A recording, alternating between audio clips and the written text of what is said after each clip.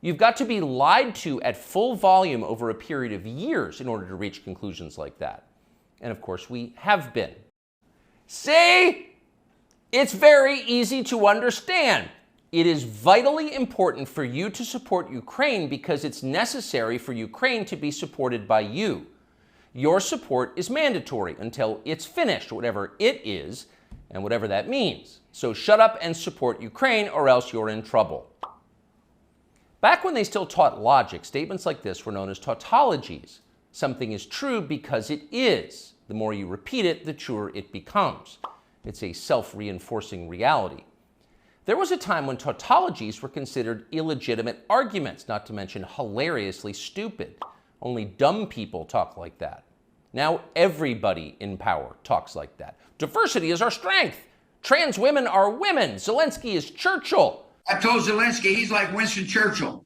It's all self-evidently true. Doesn't need an explanation, and don't ask questions. Sound familiar? Of course it does. That's the pap they're serving us day after day in steaming, lumpy portions. By this point, it's possible that American citizens are the least informed people in the world. Your average yak herder in Tajikistan knows who blew up the Nord Stream pipeline. It's obvious. Does he think some skinny dude in a dress is actually a girl? Come on. That idea would never occur to him. You've got to be lied to at full volume over a period of years in order to reach conclusions like that. And of course, we have been. The media lie. They do. But mostly they just ignore the stories that matter. What's happened to the hundreds of billions of US dollars we've sent to Ukraine? No clue. Who organized those BLM riots 3 years ago? No one's gotten to the bottom of that. What exactly happened on 9/11? Well, it's still classified. How did Jeffrey Epstein make all that money? How did he die? How about JFK? And so endlessly on. Not only are the media not interested in any of this, they are actively hostile to anybody who is. In journalism, curiosity is the gravest crime. Yesterday, for example, a former Air Force officer who worked for years in military intelligence came forward as a whistleblower to reveal that the U.S. government has physical evidence of crashed non-human-made aircraft, as well as the bodies of the pilots who flew those aircraft. These are retrieving non-human origin technical vehicles, call it spacecraft if you will, non-human, exotic origin vehicles that have either landed or crashed. We have spacecraft from another species. We do, yeah. How many? Quite a number. You're kidding. No.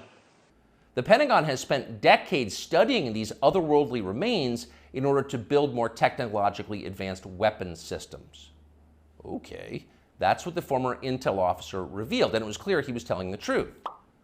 In other words, UFOs are actually real, and apparently so is extraterrestrial life. Now we know.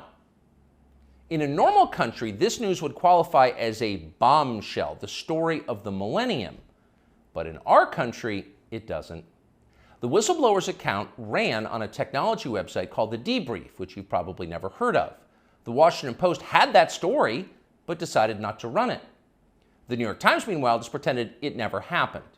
On the front page of the New York Times website this morning, there were 5 stories about Ukraine, as well as 4 stories apiece about Donald Trump, trans people, and climate change, the usual lineup. The fake New York Times, the failing New York Times. There was nothing at all about how an alien species is flying hypersonic aircraft over our cities. Not one word. So if you're wondering why our country seems so dysfunctional, this is a big part of the reason.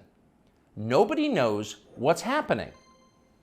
A small group of people control access to all relevant information, and the rest of us don't know. We're allowed to yap all we want about racism, but go ahead and talk about something that really matters and see what happens. If you keep it up, they'll make you be quiet. Trust us. That's how they maintain control. When Western tourists first started traveling in large numbers to the Soviet Union in the early 1970s, they found that many Russians had a completely warped understanding of the United States.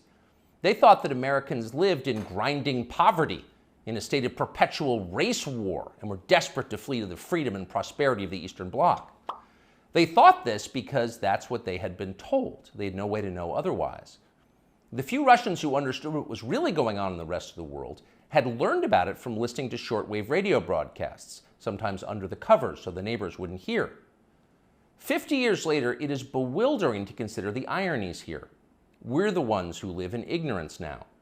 The US government has managed to classify more than 1 billion so-called public documents.